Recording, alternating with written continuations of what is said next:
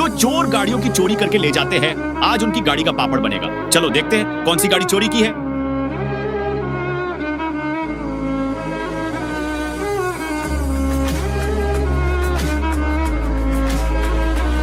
ये गाड़ी चोरी की लग रही है, लेकिन ये देखने से पहले बेटा, मुझे देखकर इग्नोर मत करना। इस बार जो भी परीक्षा में पास होना चाहता है मैं पास कर दूंगी, लेकिन मेरा भी एक काम करना होगा तुम्हें। इस वीडियो को लाइक और चैनल को सब्सक्राइब करना होगा और 5 सच्चे दोस्तों को शेयर करना होगा। और मेरे बेटे जाते जाते कमेंट में सरस्वती माँ लिख। इसका तो पापड़ ही बन गया।